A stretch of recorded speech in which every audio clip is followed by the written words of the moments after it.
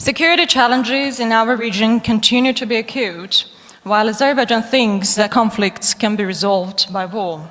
Nearly 2 years ago, Azerbaijan decided they could put an end to Nagorno-Karabakh conflict by using force, which in itself is a direct violation of fundamental principle enshrined in the UN Charter and Helsinki Final Act.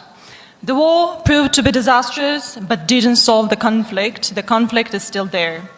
The outbreak of hostility and anti-Armenianism and the conflict spread clouded the prospects of peace agreement in the region even after the infamous November 9th trilateral announcement. And now it's indeed hard to speak about political dialogue with Azerbaijan. How can we?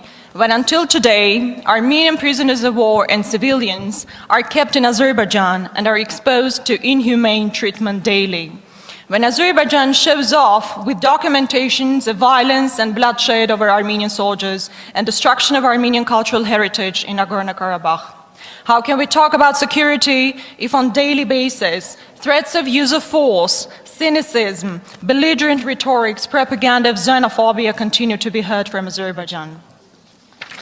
Even more, right now, while we're holding our session, Azerbaijani militaries continue their occupation of the sovereign Armenian territories in Sunik, region I come from. Given the aggressive policy led by Azerbaijan, it becomes difficult to think about security environment in our region.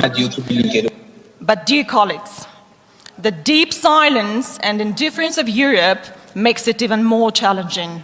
And here we have to be unflinchingly honest when we're talking about our shared values or about our red lines concerning security issues.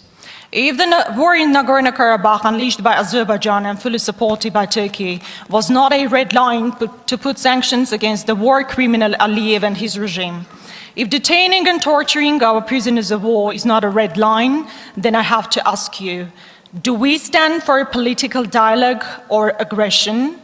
Do we support political dialogue or policy of coercion?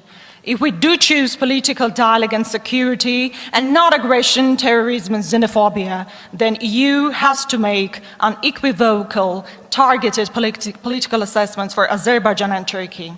Double standards, selective approaches and hypocrisy should be rejected if, of course, we honestly want to reach security in our region. Thank you.